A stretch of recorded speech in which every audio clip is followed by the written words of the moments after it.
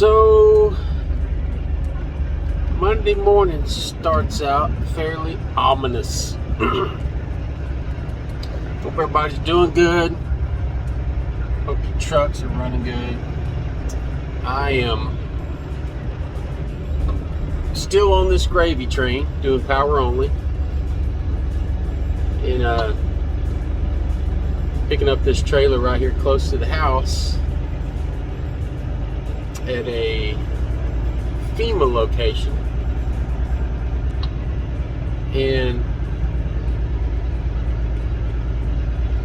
so when I get over here, it's kind of behind a sheriff's office.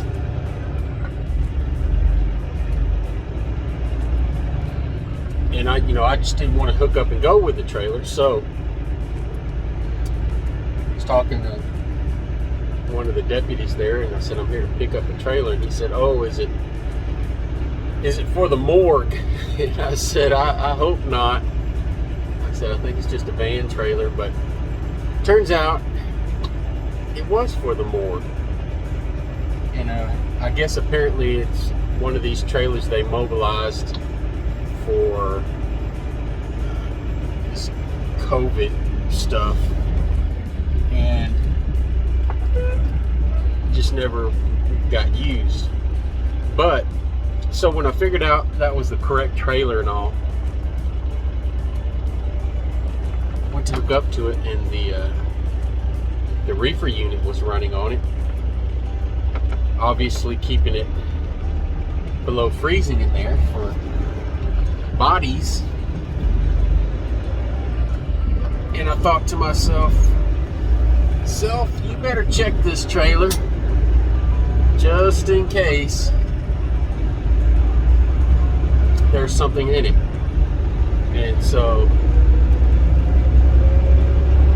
went to the back of the trailer, and it was locked. So I called the guy back and I said, hey, just want to make 100% for sure I'm getting the right trailer.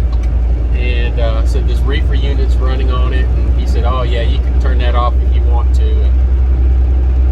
But it still kind of makes me nervous.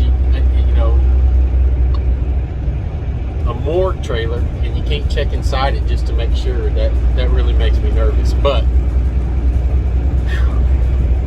we're heading on with it.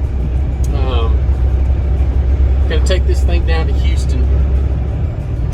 And as I've said before, when I was with Mercer and Landstar, I had trouble finding loads near my house. It was just really limited by their load boards.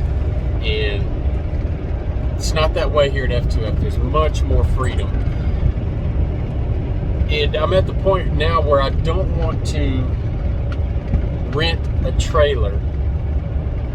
And it just seems like a waste of money renting a trailer. But I'm not quite ready to buy a trailer just yet. So there again is the freedom. I can do power only and not have to worry about it for a while. So that's what I'm doing. The gravy train continues, and it's really convenient. And I've said this before too, is I know that I'm leaving money on the table every week, because I do not like to go I don't like to go home with a loaded trailer. I like to keep my options open. You never know what's going to happen on a weekend. You might want to do something Monday. You might not want to get out of bed. There could be a ton of things and reasons why you don't want to do anything on Monday, but just being lazy sometimes. But so I don't like to go home with an empty trailer. I like to be able to decide what I'm going to do over the weekend, or wake up Monday morning and decide what I'm going to do. And it's definitely not the most efficient way to do things. But what I've been doing here the last couple of weeks that I was never able to do consistently with Landstar or Mercer is find loads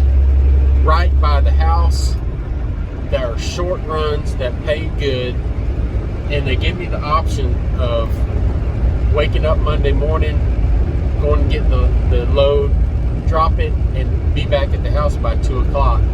And if I wanted to, I could do it every day and make a decent paycheck.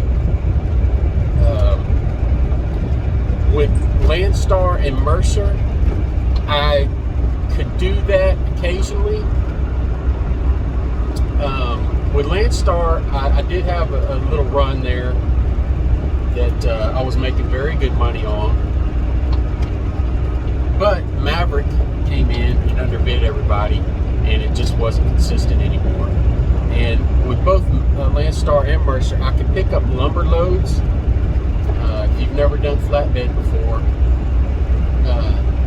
lumber loads are usually, you get there, you're waiting in a line of trucks, and it takes them a while to load you. Then you have to strap it, and then you have to tarp it. It don't matter if you're going 100 miles, they want you to tarp it. There are guys out there that get away without tarping, but I'm not that guy. I want to do things the right way. So yeah, they pay good, but it's not something you want to do every day, especially in summertime in Texas. So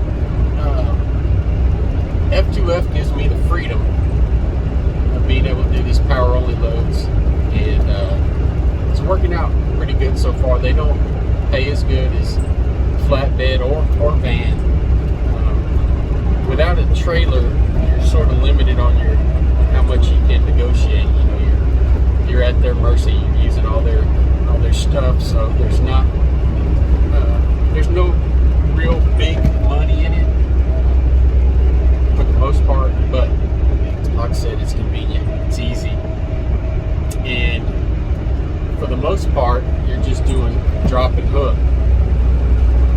The only thing that you have to worry about on a day-to-day basis is when people drop a trailer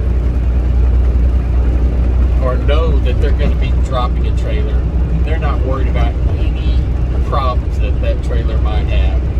They're not worried about the inspections due on it, or there's a chunk missing out of the tire, or lights don't work. Most of these people, they're getting rid of a problem, so they go ahead and take it on, drop it, and just let the next guy worry about it. So you run into little problems occasionally, and some of these trailers have been sitting for years. But one of the ways that these companies get by is that if the trailer is being sold or is involved in a